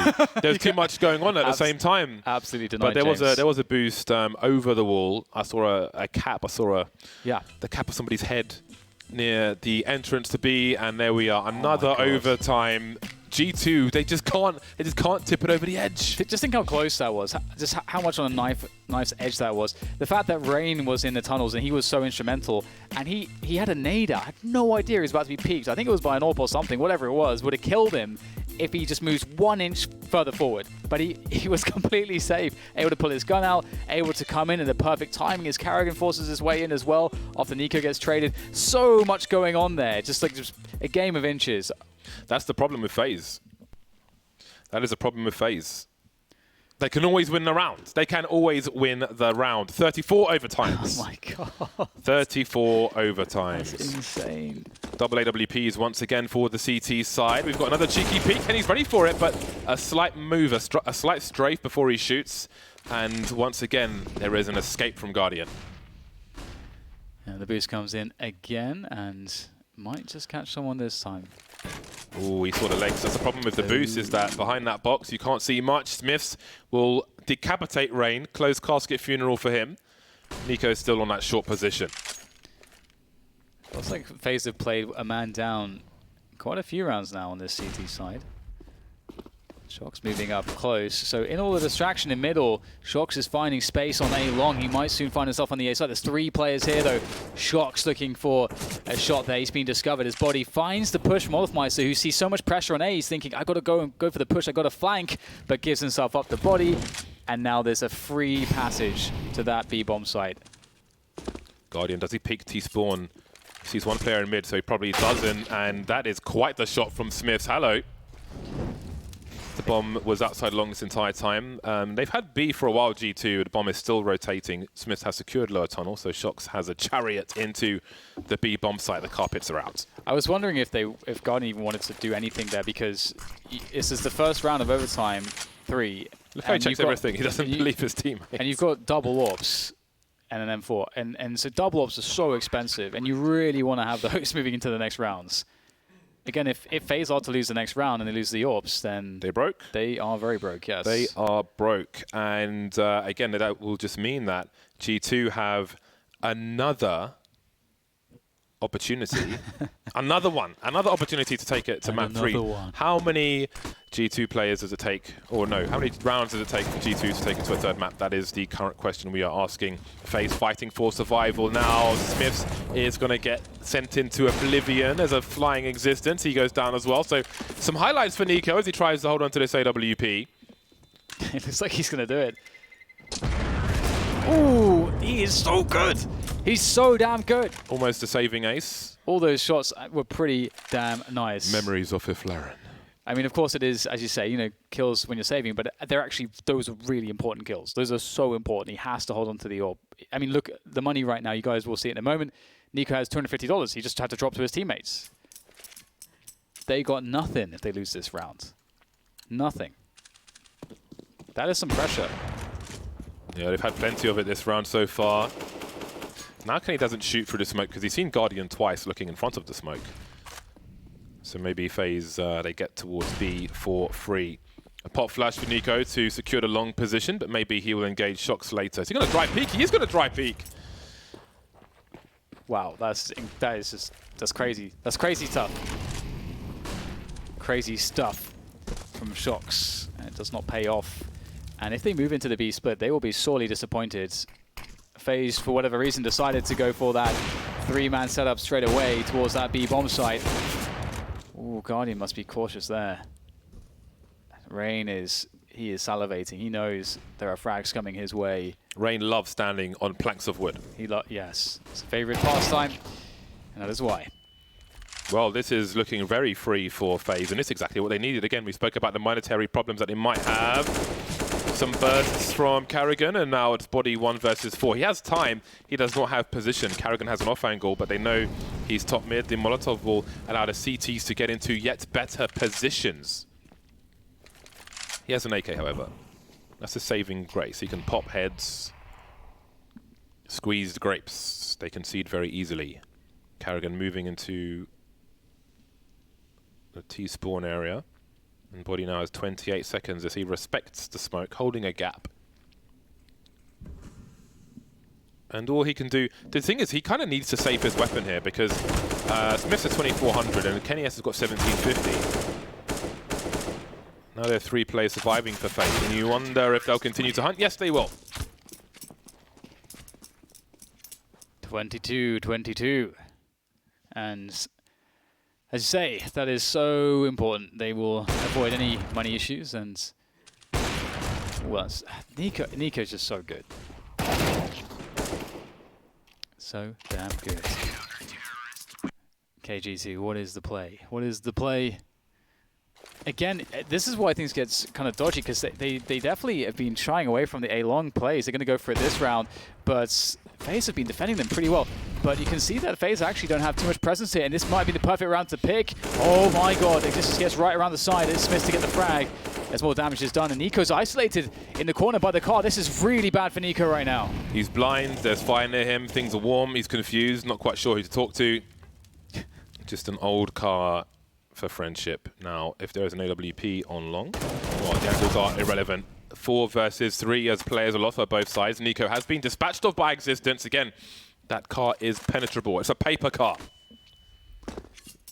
And this is really rough now because G2 have such a good approach onto the A bomb site, and FaZe are trying to get position here. I think did they get a boost in? I'm not sure if they got a boost in there onto the short position. Perhaps Rain boosted off Meister.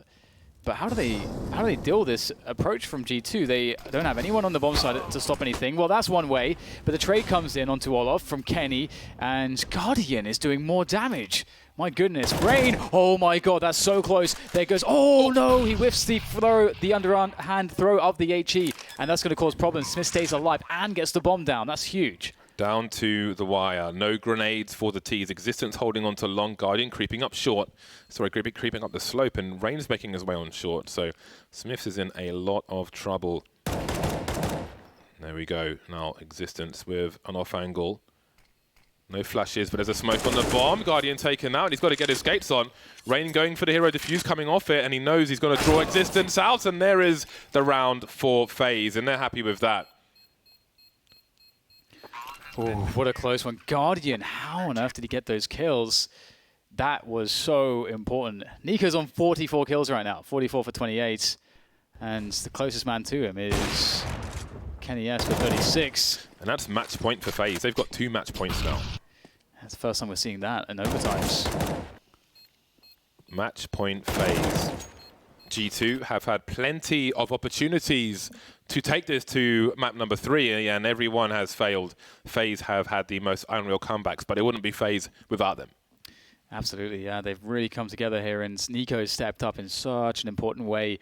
And I got to hand it to Guardian too. Pretty much everybody on FaZe has really been doing a great job. And Karrigan has had some great plays too.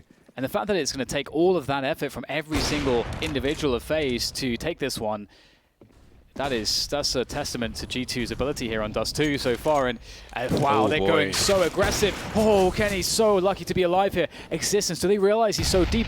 These smokes, oh, surely they must know. And Guardian with a very fast flick there to deal with him. Kenny S knows they have to get something out of this. Tries to stay in a forward position, but he can't for much longer.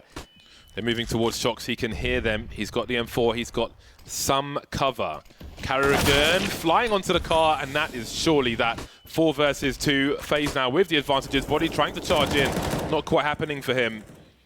He has a Molotov. Kenny looking for a flanker, and of course it's Nico on short again. And G2 are moving away to the A site.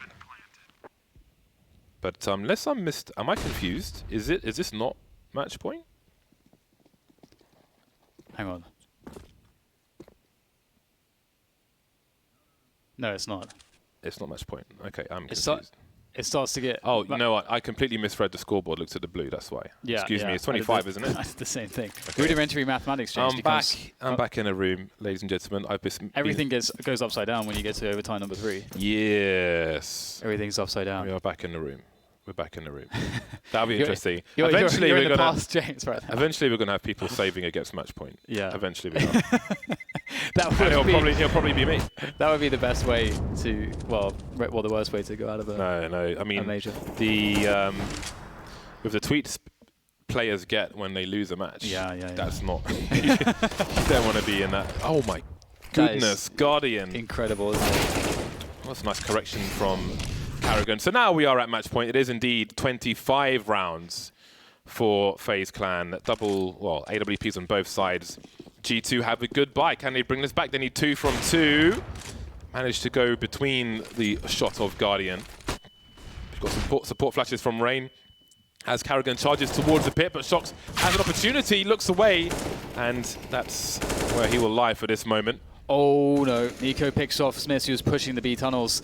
That is a really big problem now, because the thing about this is that FaZe can rotate to B. If FaZe just cut noise, G2 have zero clue what the hell they're doing. How do G2 know where to put their players? It's just impossible to know. G2 could be seeing an A push in 30 seconds, or it could be a B push. And it'll be a numbers advantage for FaZe, that much is for sure. So they have to play a gamble, aggressively or defensively. This is a horrible situation. You're up against match point. What do you choose? Nico may have heard the flash from the CTs on, was it a flash? No, it was a smoke on short, which may be telling of what G2 don't have. One thing is information, and they're looking for it. Body is towards the corner of long, and Kenny's moved into the car position, but it is complete guesswork against match point. And it's not Shox on the B-bomb site, it's Existence. He is isolated and a bit to be smokes are there. Kenny can look over the smoke towards that door area. While Existence watches the window, he sees 2 players, he gets a kill on 1. There's no time to reload under the window now, and he is completely blind. Nico once again in that mid position, waiting to cut off the rotators. Did Kenny see him? Did he come up on the radar? Kenny hunting for him, but he has disappeared. Body has a molly, so does Kenny. An AWP and an AK retake attempt. Now, these places can be Molotov. That's a different way to do it. Forcing Rain now into the open. The transfer almost is there. That's one more left for Kenny, but no, Karrigan does it. And FaZe eliminate G2 and make it to playoffs. Oh my God, G2, they gave a hell of a show, but they are going to be kicking themselves again and again, because this game, as you said, James, they had so many opportunities to close this one down against FaZe, and they were unable to do it. And you've got to hand it to them for having such a performance in overtime, and then for FaZe to keep it together. Really strong stuff from FaZe. The comeback in normal time, fighting against so many game points. I don't know how many there were for G2. But at least G2 had a much better showing of themselves in Dust 2 than we saw in the first map. So there is a glimmer of hope for the team from our perspective. But I think really we should have seen 3 maps here. Yeah, and I think you're right. I think it's a huge silver lining for G2 to be able to take FaZe to so many overtimes, and obviously they should have closed down the match, and they had the perfect start. They got both pistol rounds, everything went well, and they didn't close it down. And again, lots of things to think about for them over the course of this tournament. What do you think is in their future, James? Who FaZe? Or G2. G2. I don't know. We need more time to develop and see if there's enough fragging power in this team. Parla is in the gaming room with FaZe Clan. I am James, and a big congratulations to FaZe for making it to the top 8 here at the FACEIT Major 2018. Nico, I'd like to talk to you, sir, because I can see Rain is trying to get away from me. Congratulations. Firstly, is it just a relief to get that map over with? Yeah, it's been a very hard group stage for us since we've been down 0-2. Our only goal was just to find our game, and then hopefully we would get to the playoffs, and that's what we did. And I'm really happy that we managed to find our game, though. You had some great impact on that second map, Dust 2. Firstly, I'd like to talk about one of your decisions when G2 were pushing up long. Maybe you can remember this. And you just popped out and no-scoped one of the guys that was going past. Was that a conscious decision? Was it a distraction you were trying to make? Yeah, I remember that. I knew that they failed the smoke. There was a gap to the left, and then I knew that Kenny S has the op, so I expected him to just hold that angle, and I just shoulder peeked and I just shot one bullet, and luckily I killed him and we won the round. But I think that we would have won that round anyway, no matter that shot. So yeah. The next decision I'd like to talk about, or just action in general, was when you had to save the AWP and you managed to get 4 kills. How was that round for you, and what was going through your head at the time? Yeah, saving that AWP was really important for us because I could drop AWP next round to Guardian, and everyone got excited that I just saved the AWP, we won the round. So it definitely helped us a lot in the next round in overtime. So yeah, it was just a good feeling to hit the shots and to save the AWP as well. Now, Dust 2 for your team as a map, would you say it's one you're trying to build strength on? Because we've seen a close result here and then a not so favourable one earlier in the tournament. Yeah, Dust 2 has been kind of shaky for us, or kind of inconsistent. And I think Dust 2 is just the map that any team can win right now, because people are still playing different ways, and you don't know, they are just you don't expect some things they are going to do. And the map is just really fast paced, and if they just hit your first shots, if they hit your first shots, they're going to win the round. And that's usually the map is just so random, I think, and any team can win against anyone. Nonetheless, you guys did have some very structured, successful moments. One of them, we saw Finn waiting outside long on the T side and throwing a smoke over to long as some of you push short. And then another moment was when you sent 5 people up long. Where are those decisions being made? Who's making the calls? I would say just the team call, especially in the overtime. We run out of all ideas during the regular match, and then when we went into overtime, we just tried to change some calls and try to kind of surprise them. We caught them off guard a few times, and yeah, it was just team calls in the end of the match. Wicked stuff. Nico, congratulations, my friend. Would you like to say anything else to your fans out there, the people watching at home? I just want to thank everyone who believed us, even though when we were down to 0. And I hope that you're going to keep supporting us in the playoffs. I'm pretty sure we can win this event as well. Thank you. Nice one, Nico. Congratulations once again. He's absolutely right. They went 0-2, and now they've just cinched a top 8 position here at the Major. Alex, let's head over to you on the desk. Sweat from the brow for FaZe Clan as it was a close call on Dust 2. Look at the score in this highlights, 14-5 as they managed to forge a comeback all the way into OT, and not just one of them, as we've now surpassed, if not doubled, the record of overtimes here at the Major by a considerable margin. That's the first time we've ever seen, what, 32 now? 30? 36, I think it was. 36 overtimes? I was just reading it anyway. Someone tweeted a stat at us about it, but it's doubled that of what we had in Columbus, apparently. Insane. And FaZe have managed to really dig their heels in. A story of a CT side that I'm sure G2 nor FaZe will never forget. Yeah, this was a really lovely game, actually. Smith had such a good impact in that first half. Same with Kenny S. The ops were reigning true for G2.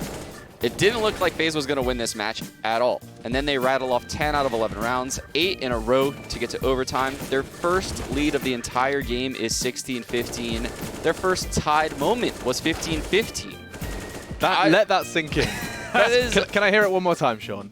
They were tied for the first time in the entire game at 15-15. And they took the lead for the first time at 16-15. Yes. That's so wild. That's mental, isn't it? Wow. A couple of moments there where I think people are going to reflect on and look back and go, man, if I had just, made a different decision. That Shox 2v1 on the bomb site where he sat at the car position, allowed Carrigan to go past his line of sight, let him get the kit and then start shooting. Look, he wasn't to know that neither player had a defuse kit in that situation, but man, there's a couple of moments which they won't forget, that's for sure. Yeah, that 1v2 where we could be halfway through the next map had he found that frag. It's just, that's the make or break moment, and at this point G2 do break. They won't be making the top 8. FaZe will, as they went 0-2, as Nico said, and managed to claw it all the way back. They're going to the SSE Arena. Yeah, I think they have a pretty tough opponent. I don't want to start locking things in just yet, but if the people who are theory crafting are correct, then it might be a very difficult start for them. Yes, but we're not done breaking this one down, because Sean, I'm not throwing you under the bus with this one, Sure. but I want you to just help explain your stance on G2's decision-making on that T side. It seems like there was an absence of depth that we've grown to expect from existence on this G2 roster. Yeah, the G2 depth on their T side was a little bit weird, to say the least. They had so much control, and they had so many options a lot of the rounds. And in the comeback for FaZe, they just didn't really do many cat executes or use cat appropriately. They kept going to long A rushes time and time again, and it just showed no success. So it was weird that they didn't really use the cat more up until overtime. They actually did an excellent job once they hit overtime, and they seemingly got quite a few T rounds. It's funny how that kind of changed, right? Because FaZe, they didn't have to do anything other than the default split, right? Yeah. They were just doing the 2-1-2 kind of hold, and they were getting away with it time and time again, because if they were going out long, they were getting shut down. They never put any pressure on through cat. But then when we got to overtime, FaZe went, hey, that was working the entire time. Now let's try something different every round. And then they were getting caught off guard, and it was just a very back and forth mind game. I think maybe Existence was hoping at some point that they would just change out of that setup in regulation, but they never did. Yeah, I mean, if it ain't broke, don't fix it. And I'm another fantastic player who's certainly not broke, features in our head-to-head. We can show you this one. It does feature none other than Existence and Olof, and so good to see Olof Meister back behind the mouse and keyboard and doing damage. He was just beneath Nico for the series, and I mean, Nico had a performance that was just spectacular. Yeah, Olof on that first map was very pivotal. Obviously, it was a blowout, but he was mid-round kills was still huge, and he's continued that form throughout this reverse sweep for FaZe. And then, you know, you can just see the class of this guy. He can do it all, secondary AWPing. You know, the fact of the matter is he's getting back to that top-tier form, but he's still got a long way to go if we want to call him the best in the world again. And he is now the only player in Counter-Strike Global Offensive history to have made a top 8 at every single major. He survives, weathers that storm, and of course, there were so many storylines going into this. Guardian still continues his pursuit of the trophy despite 3 grand finals and getting close. Sean, you do have a demo for us. You called this one Fake Out. Yeah, this is FaZe's 14th round. Paula actually made a reference to it when he was interviewing Olaf, I believe. And this, at the start of the round, FaZe is going to get long A control, which is what they were doing a lot, actually. G2 was rotating hard off of this and biting hard. So what you're going to see is what we saw G2 do against Hellraisers here. So let's have a look. So, like, they end up leaving Olaf and Guardian both at long A. At the beginning of the round, they do use a lot of utility. 3 players taking long A. They're running a default simultaneously. Kerrigan holding map control by B. So once they set up those 2 players long, 3 people fall to B, and they're dead silent. These 2 players fake long A by smoking the cross. And you can see G2 triggers the one-way smoke. And the most important moment of the round, in my opinion, is this kill that Olaf, I believe, gets. Yeah, Olaf gets that kill on Existence right there. Because that pulls Smiths out of the B bomb site. And 3 players from FaZe then literally just walk on into B.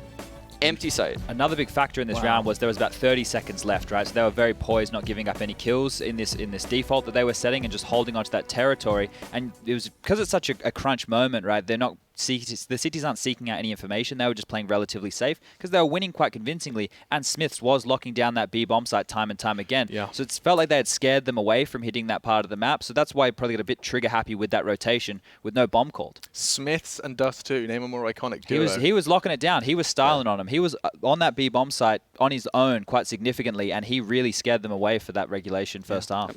Lots of credit to be given to Smiths for his performance, but it wasn't enough to get G2 across the line. They are eliminated here, just shy of the top 8 here for the London Major. G2 and FaZe done, and now one more to go. NIP, MIBR. There's just one more spot left in the playoffs, and it is a juicy one. MIBR, who really did bend the knee to Astralis, a 16-0 that they'll never forget, neither will we, as we're going to take a break, prepare ourselves for the Ninjas in Pajamas versus Made in Brazil.